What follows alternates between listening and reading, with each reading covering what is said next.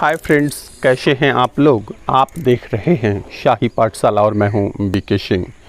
मध्यकालीन भारत में हम लोगों ने सभी राजवंश को क्रम से पढ़ा। दिल्ली सल्तनत समाप्त हो चुका है, भक्ति आंदोलन की आज शुरुआत हो रही है। ट्रिकी जीएस भले ही आपका चल रहा है, लेकिन इस ट्रिकी जीएस में आज के एपिसोड में एक भी ट्रिक शामिल नहीं किया गया है। भक्ति आंदोलन को हम लोग यहाँ से पॉइंट वाइज पढ़ेंगे। भक्ति आंदोलन से रिलेटेड जितने भी टॉपिक से प्रश्न पूछे जाने की संभावनाएं बनी रहती है, मैंने उस सारे पॉइंट्स को, सारे टॉपिक को लिया है। आप इसे ध्यान से सुनेंगे, आपको यहाँ से भी बहुत फ़ायदा मिलने वाला है।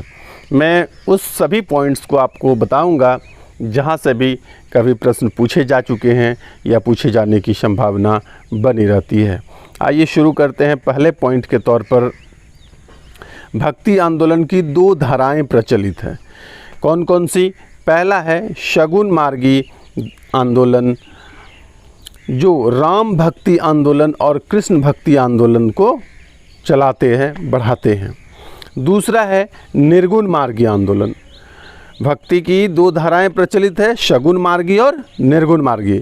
शगुन मार्गी राम और कृष्ण की भक्ति के लिए आंदोलन करते हैं, और दूसरा है निर्गुण मार्गी आंदोलन, जो संत भक्ति आंदोलन और सूफी भक्ति आंदोलन का नेतृत्व करते हैं।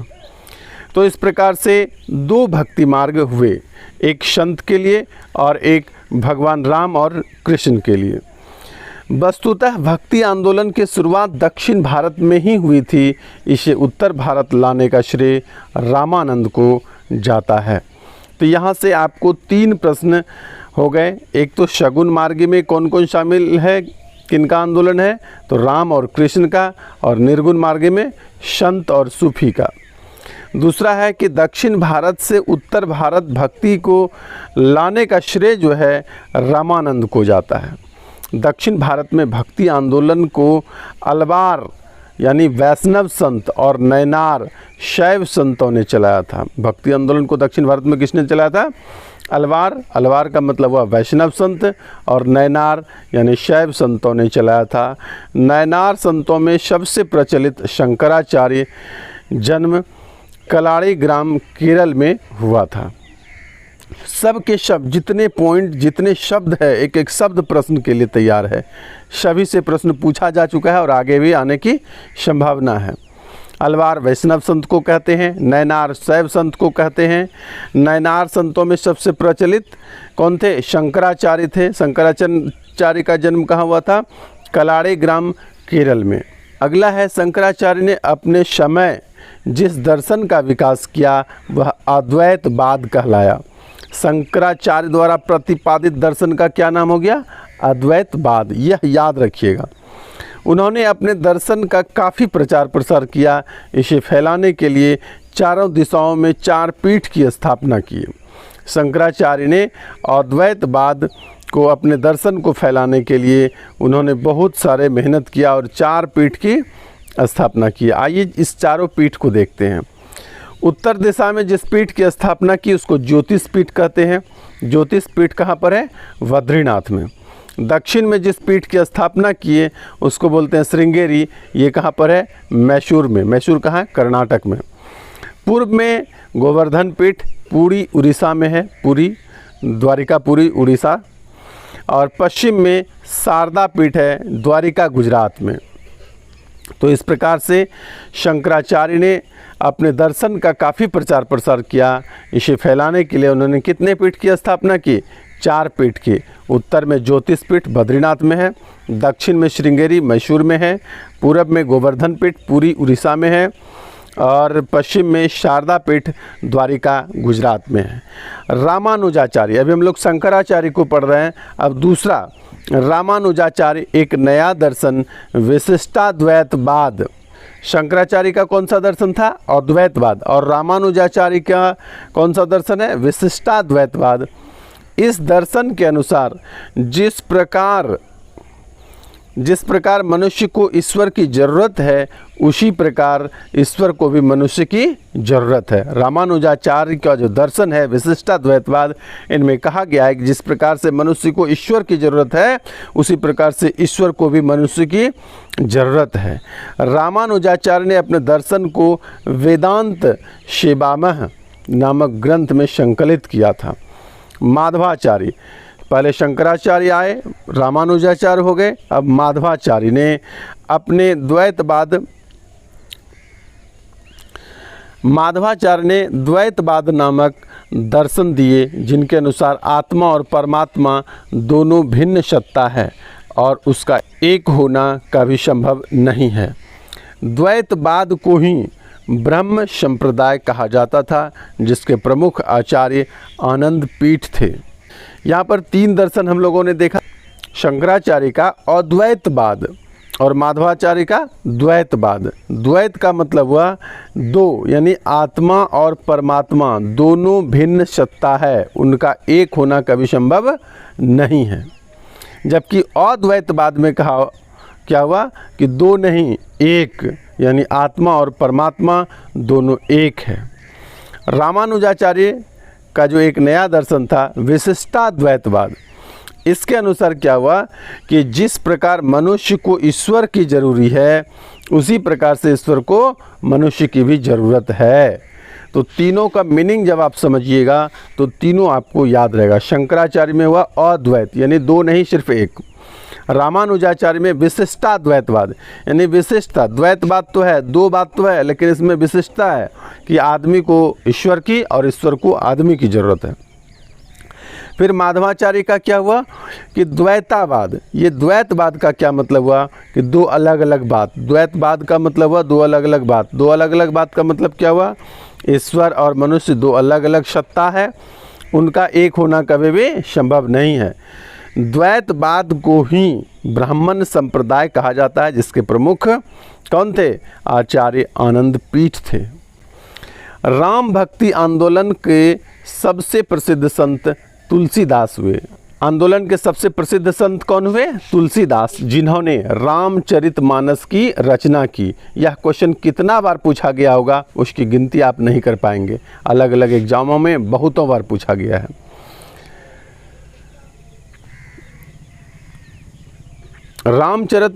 रामचरितमानस की रचना अवधी भाषा में की। राम भक्ति आंदोलन के सबसे प्रसिद्ध संत तुलसीदास हुए, जिन्होंने रामचरितमानस की रचना अवधी भाषा में की। इस प्रश्न को किस किस एग्जाम में कितने बार पूछे गए हैं इसकी कल्पना आप नहीं कर पाएंगे, यानी अनेकों बार पूछा गया है। तुलसीदास की रचना रामचरितमानस, गीतावली, विनय पत्रिका, कवितावली, दोहावली, ये सब 4-5 पुस्तक बहुत इम्पॉर्टेंट है जो अक्सर पूछा जाता है, उसको मैंने यहाँ ले लिया है। तो तुलसीदास की रचना क्या हो गया, रामचरितमानस, गीतावली, विनय पत्रिका, कवितावली और दोहावली, ये याद रखिएगा। कृष्ण भक्ति आंदोलन राम भक्ति आंदोलन से अधिक लोकप्रिय हुआ। इस परंपरा के प्रमुख संत वल्लभाचार्य हुए, जो तेलुगु ब्राह्मण थे। वल्लभाचार्य ने 8 संतों को कृष्ण संप्रदाय में दीक्षित किया। इसे ही सम्मिलित रूप से अष्ट संप्रदाय या अष्ट छाप कहा जाता है। अष्ट प्रधान, अष्ट दिग्गज तो आप खूब सुने होंगे, लेकिन अष्ट संप्रदाय या अष्ट छाप आपने नहीं सुना होगा। अष्ट संप्रदाय या अष्ट छाप क्या हुआ यहाँ पर कि वल्लभाचार्य ने 8 संतों को कृष्ण संप्रदाय में दीक्षित किया था। इस 8 को जो दीक्षित किया, इसे ही क्या कहते हैं, अष्ट संप्रदाय या अष्ट छाप कहते हैं। ठीक है। कृष्ण संप्रदाय को राजस्थान में मीराबाई ने फैलाया। कृष्ण संप्रदाय को राजस्थान में किसने फैलाया, राजस्थान याद रखिएगा, जहाँ मरुस्थल है देश का सबसे बड़ा। तो यहाँ पर कृष्ण संप्रदाय को किसने फैलाया, मीराबाई ने। मीराबाई की रचना क्या है, पदावली। पदावली के रचिता कौन है, मीराबाई। अष्टछाप के कवियों में सबसे प्रमुख सूरदास थे। अष्टछाप के कवियों में सबसे प्रमुख कौन हुए, सूरदास। जिन्होंने सूरसागर साहित्य लहरी नामक ग्रंथ की रचना की। सूरसागर और साहित्य लहरी दो पुस्तक अलग अलग है। सूरसागर और साहित्य लहरी की रचना किसने की? सूरदास ने। उत्तर प्रदेश में भक्ति आंदोलन को सूरदास और तुलसीदास ने फैलाया। उत्तर प्रदेश में भक्ति आंदोलन को किसने फैलाया? सूरदास ने और तुलसीदास ने। बंगाल, बिहार और उड़ीसा में चैतन्य महाप्रभु ने फैलाया। इस भक्ति आंदोलन को बिहार, बंगाल और उड़ीसा में किसने फैलाया? चैतन्य महाप्रभु ने। वस्तुतः चैतन्य महाप्रभु का वास्तविक नाम विश्वंभर मिश्र था। चैतन्य महाप्रभु का वास्तविक नाम क्या था? विश्वंभर मिश्र। यह भी याद रखिएगा। आपने अब तक जितने पॉइंट्स को देखा, यदि आप पुराने स्टूडेंट हैं, बहुत सारे सेट्स बनाते रहे होंगे, तो आप देख चुके होंगे कि अब तक में कितने महत्वपूर्ण प्रश्न आप देख चुके। आइए आगे भी जितने पॉइंट्स हैं सब के सब इतना ही या इससे भी ज़्यादा महत्वपूर्ण है। आइए देखते हैं। 12वीं सदी में बंगाल में गीत गोविंद की रचयिता जयदेव हुए। 12वीं सदी में बंगाल में गीत गोविंद के रचयिता कौन थे? जयदेव। 13वीं सदी में कीर्तिलता और कीर्ति पताका के रचयिता विद्यापति। कीर्तिलता और कीर्ति पताका के रचयिता कौन थे? विद्यापति। बिहार में कृष्ण भक्ति आंदोलन को आगे बढ़ा रहे थे। 13वीं सदी में कीर्तिलता और कीर्ति पताका के रचयिता विद्यापति बिहार में कृष्ण भक्ति आंदोलन को आगे बढ़ा रहे थे। नामदेव के बाद संत ज्ञानेश्वर प्रसिद्ध मराठी संत हुए, जिन्होंने ज्ञानेश्वरी नाम से गीता पर टीका लिखा। नामदेव के बाद संत ज्ञानेश्वर प्रसिद्ध मराठी संत हुए, जिन्होंने ज्ञानेश्वरी नाम से गीता पर टीका लिखा। संत भक्ति आंदोलन के सबसे प्रमुख संत कबीर और गुरु नानक हुए। संत भक्ति आंदोलन के सबसे प्रमुख संत कौन कौन हुए? कबीर और गुरु नानक हुए। इन दोनों संतों ने जाति प्रथा, कर्मकांड और अंधविश्वास का जमकर विरोध किया। किसने किसने? कबीर साहब ने और गुरु नानक साहब ने। कबीर के वाणियों का संग्रह विजक नामक ग्रंथ में संकलित है। कबीर के वाणियों का संग्रह कहाँ पर है? विजक नामक ग्रंथ में संकलित है। गुरु नानक ने जिस धर्म को चलाया वह सिख धर्म कहलाया। गुरु नानक ने जिस धर्म को चलाया था वह कौन सा धर्म? सिख धर्म। उसका जन्म वर्तमान पाकिस्तान के तलवंडी ननकाना साहिब में 1469 ईस्वी में हुआ था। संत भक्ति आंदोलन में जितने भी संत हुए वे सभी के सभी निम्न जाति से आते हैं। तो आइए देख लेते हैं निम्न में से कौन सी जाति आते हैं। कबीर साहब जो थे वह जुलाहा थे। सेना जो थे यह नाई थे। सदना कसाई थे। रैदास जो है वह चर्मकार थे और धन्ना जो थे वह जाट थे। इस प्रकार से संत भक्ति आंदोलन में जितने भी संत हुए वे सभी के सभी निम्न जाति से आते थे।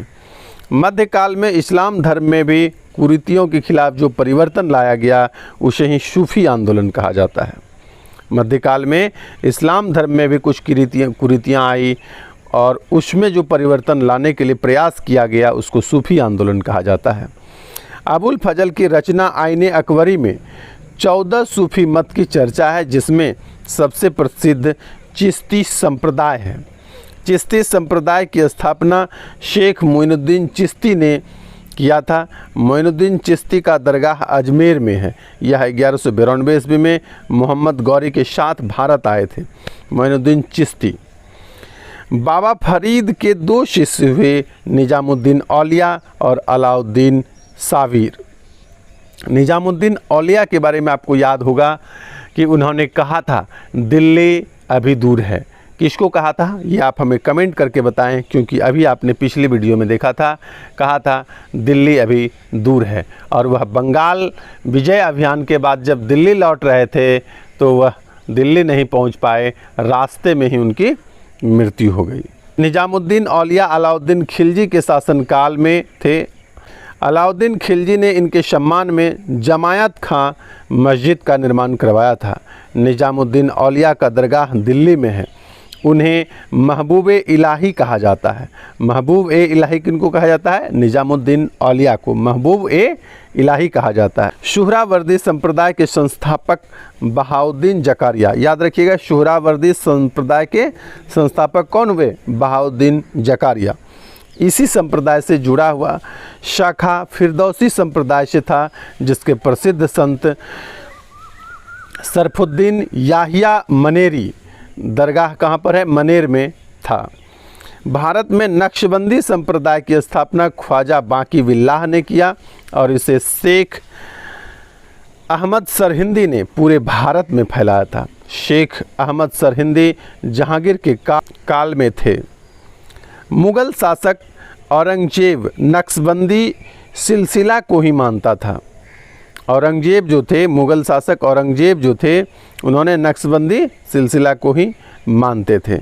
शत्तारी संप्रदाय की स्थापना अब्दुल्ला शत्तारी ने किया था। इस संप्रदाय के दूसरे प्रसिद्ध संत मोहम्मद गौस थे। इसने अमृत कुंड नामक संस्कृत ग्रंथ का फारसी में अनुवाद किया था। कादरी संप्रदाय के संस्थापक शेख अब्दुल कादिर जिलानी थे। कादरी संप्रदाय के संस्थापक कौन थे? शेख अब्दुल कादिर जिलानी थे। आइए हम लोग भक्ति आंदोलन के बाद अब पढ़ते हैं दक्षिण भारत के कुछ राजवंश को। शुरू करते हैं विजयनगर साम्राज्य। प्रश्न पूछने के दृष्टिकोण से विजयनगर साम्राज्य बहुत ही इम्पॉर्टेंट जगह है। यहाँ से बहुत सारे प्रश्न पूछे जाते हैं, बहुत सारे एग्ज़ाम में पूछे जा चुके हैं। जब मैं प्रश्न बताऊँगा तो उसमें बीच में बताऊँगा कि यह क्वेश्चन इम्पॉर्टेंट है या साधारण है। जहाँ पर इम्पॉर्टेंट होता है मैं आपको बताते चलता हूँ। तो आइए शुरू करते हैं। मोहम्मद बिन तुगलक के शासनकाल में 1336 ईस्वी में हरिहर और बुक्का ने तुंगभद्रा नदी के दक्षिण में स्वतंत्र विजयनगर साम्राज्य की स्थापना की। आपको मैं बता दूं कि इसी मोहम्मद बिन तुगलक के शासनकाल में 1333 ईस्वी में मोरक्को के निवासी इब्न बतूता भारत आए थे, जिनकी रचना थी रहला। हरिहर और बुक्का ने संत विद्यारण्य के प्रभाव में आकर विजयनगर साम्राज्य की स्थापना किया, लेकिन सबसे पहला शासक हरिहर प्रथम बना। आइए हरिहर प्रथम का शासनकाल 1336 से लेकर के 1356 ईस्वी तक रहा। हरिहर ने होयसल वंश के शासक वीर बल्लाल चतुर्थ को पराजित किया था। हरिहर प्रथम के दरबार में शायन नामक विद्वान रहते थे, जिन्होंने चारों वेदों पर टीका लिखा था। हरिहर प्रथम के बाद बुक्का प्रथम 1356 ईस्वी से लेकर के 1376 ईस्वी तक शासक बने रहे। बुक्का प्रथम ने मदुरै को जीता। इस बात की जानकारी इसकी पत्नी गंगा देवी की रचना मदुरा विजय से मिलती है। मदुरा विजय की रचना किसने की? बुक्का प्रथम की पत्नी गंगा देवी। ये याद रखिएगा, मदुरा विजय पूछा हुआ प्रश्न है। बुक्का प्रथम ने वेद मार्ग प्रतिष्ठापक की उपाधि धारण की। उसकी मृत्यु के बाद हरिहर द्वितीय बुक्का द्वितीय शासक बना। आइए पढ़ते हैं देवराय प्रथम।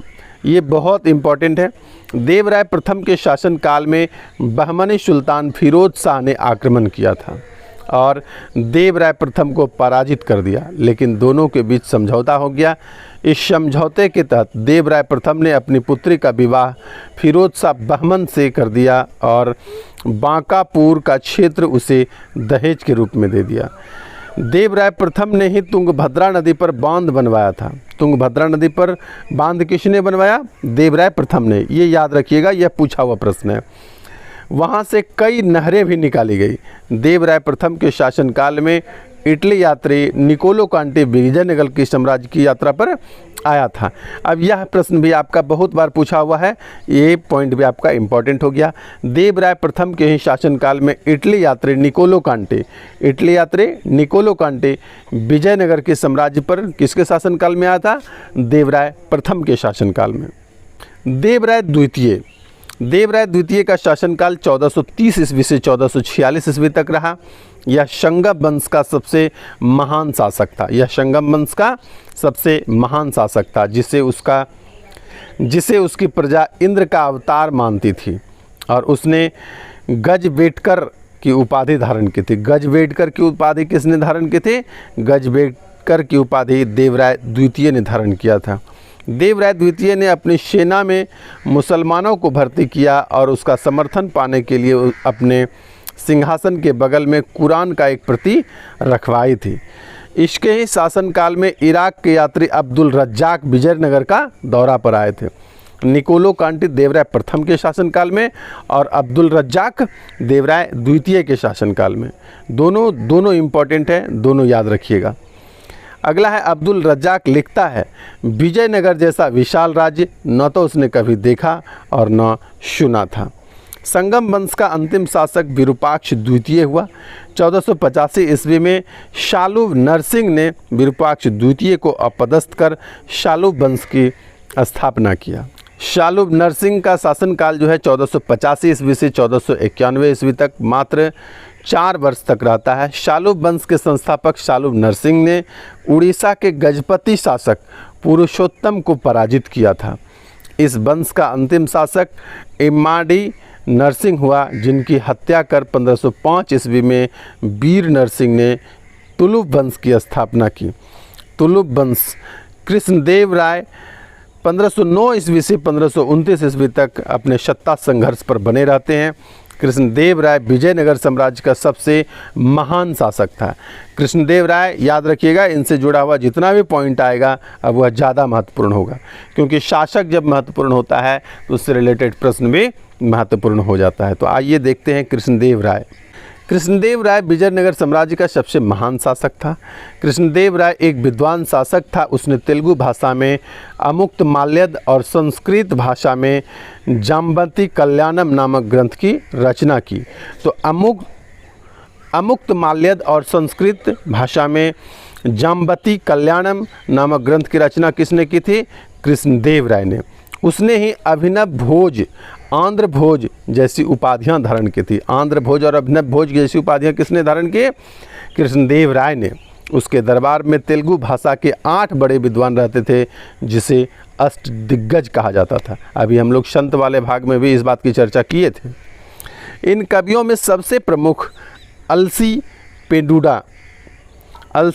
पेडुना थे, जिन्हें तेलुगु कविता का पितामह कहा जाता है। तेनाली रामन कृष्णदेव राय के ही दरबार में रहते थे। ये दोनों बात याद रखिएगा, अलसी पेडुना और तेनाली रामन दोनों। अलसी पेडुना को तेलुगु कविता का पितामह कहा जाता है। तेनाली रामन यदि पूछेगा कि यह किसके दरबार में रहते थे, तो आपको याद रहना चाहिए कृष्णदेव राय के दरबार में।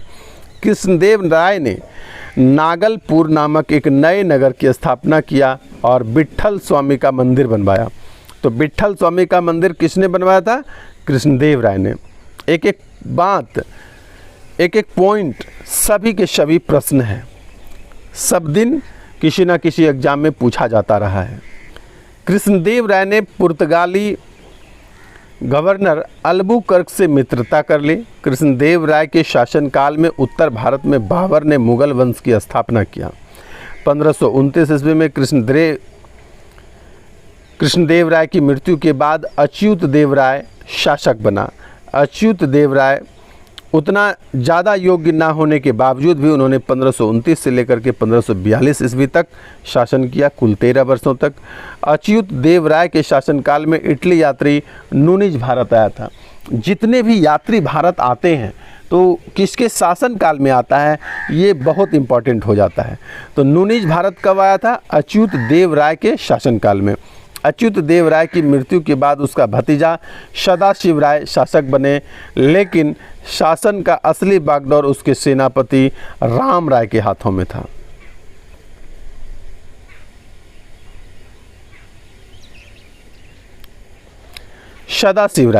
सदाशिव राय के शासनकाल में 1565 ईस्वी में विजयनगर साम्राज्य और 4 मुस्लिम राज्यों बीजापुर, गोलकुंडा, आदमनगर और बीदर के बीच तालीकोटा का युद्ध हुआ। इसे ही राक्षसी तांगड़ी या बन्नी हट्टी का युद्ध भी कहा जाता है।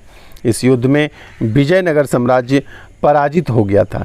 तिरुमल नामक व्यक्ति ने सदाशिव राय को अपदस्थ कर स्वयं को अगला सुल्तान घोषित किया तथा एक नए वंश अरविडू वंश की स्थापना किया। वर्तमान विजयनगर साम्राज्य की अवशेष कर्नाटक राज्य के हम्पी नामक स्थान में मिलते हैं। इस प्रकार से आज हम लोग भक्ति आंदोलन और दक्षिण भारत के प्रमुख राजवंश को पढ़कर समाप्त कर दिए हैं। अगले वीडियो में मिलेंगे हम सबसे मज़ेदार, सबसे इम्पॉर्टेंट, सबसे लोकप्रिय मुग़ल राजवंश के साथ, जहां पढ़ने में भी मज़ा आएगा, ट्रिक्स भी मज़ेदार है और सब कुछ मज़ा आने वाला है। आइए उसकी एक झलक देख लेते हैं। मुग़ल राजवंश, इसकी झलक में मैं एक ट्रिक आपको दिखा देता हूँ। उमर बाहों में आ जरा सा और, यह ट्रिक है। यह ट्रिक इतना कारगर है, इतना इम्पॉर्टेंट है कि पूरे मुग़ल शासकों का जो क्रम है, उसके वंश का जो क्रम है, वह एक एक करके आप बहुत बारीकी से समझेंगे। अगले वीडियो में मैं आपके साथ फिर हाजिर होता हूँ। तब तक के लिए धन्यवाद।